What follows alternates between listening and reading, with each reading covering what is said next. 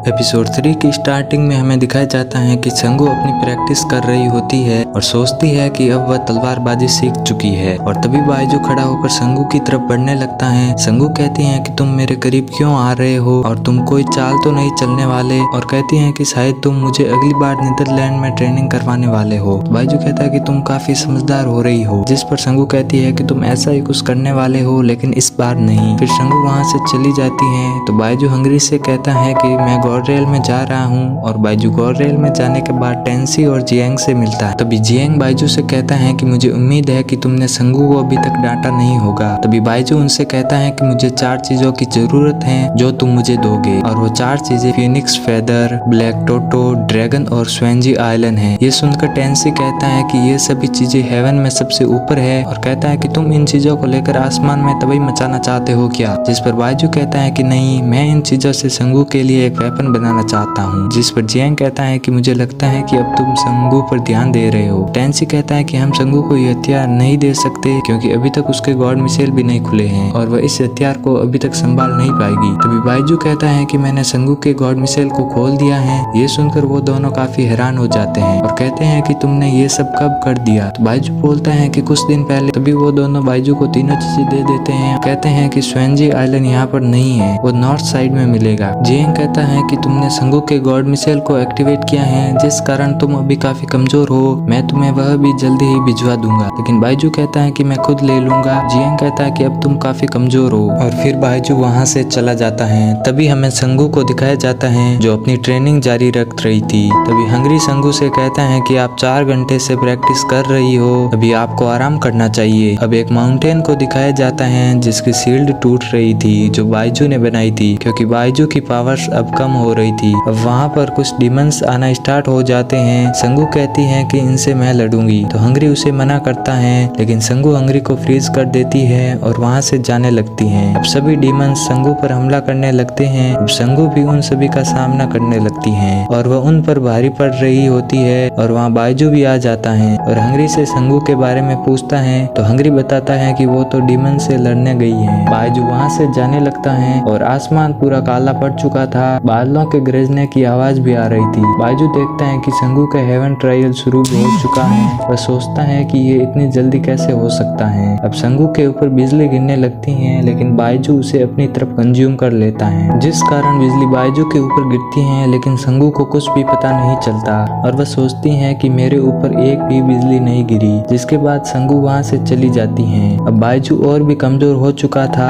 उसके बाद बाइजू उन चारों चीजों को मिलाकर संगू के लिए एक वेपन बनाने लगता है और एक तलवार को तैयार कर लेता है। अब यहाँ पर संगू बाइजू का इंतजार करती है। तभी बाइजू वहाँ आता है और संगू से कहता है कि तुम अभी तक सोई नहीं।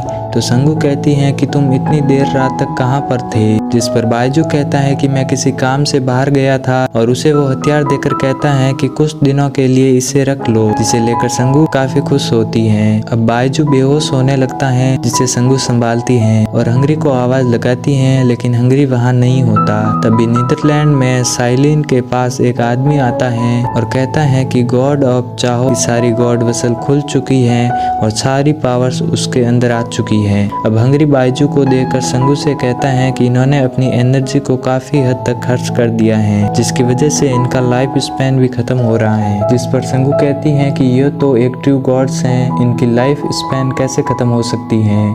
जिसके बाद हंगरी कहता है कि बाइजू ने तुम्हारे लिए एक हथियार बनाया है जिसमें काफी एनर्जी खर्च हुई है, और तुम्हारे ऊपर जो थंडर एनर्जी गिरने वाली थी वो भी अपने ऊपर ले ली, जिसकी वजह से उनकी एनर्जी खत्म हो गई। उसके बाद संगू सोचती है कि ये मेरी केयर करता है और मैं इसे परेशान करती हूँ। संगू कहती है कि तुम जाकर उस शील्ड को वापस कवर करो।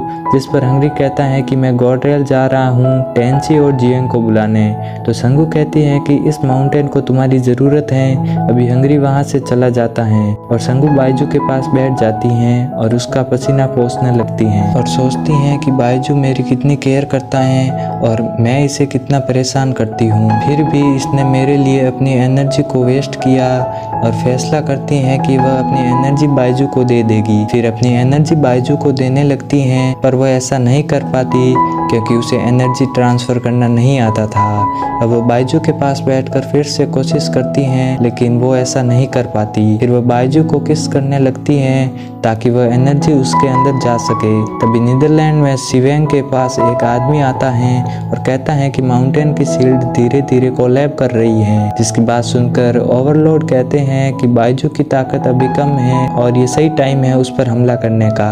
अगले दिन हम संगू और बायजू को देखते हैं। बायजू को होश आता है और कहता है कि मैं यहाँ कैसे आया और तुम्हारा चेहरा पीला कैसे हुआ है, तुम कमजोर भी लग रही हो। तो संगू कहती है कि मैं पूरी रात तुम्हारे पास बैठी हुई थी, जिस कारण मैं सो नहीं पाई, पर तुम मेरी टेंशन मत करो, मैं अब आराम करूंगी तो ठीक हो जाऊंगी। फिर बायजू उस माउंटेन की शील्ड को सही करने जा रहा होता है, लेकिन संगू उसे रोकती हैं और कहती हैं कि अभी तुम काफ़ी कमज़ोर हो। लेकिन बायजू नहीं मानता और वहाँ से जाने लगता है और संगू उसके पीछे पीछे वहाँ पर चली जाती हैं।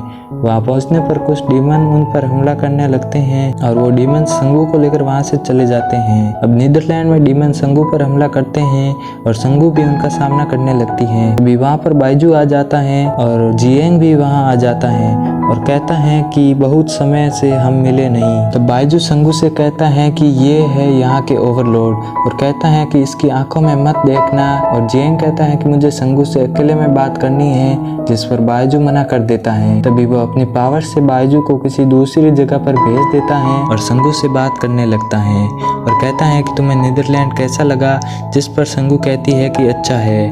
तब जियांग कहता है कि अगर तुम चाहो तो कुछ दिन यहाँ पर रुक सकती हो।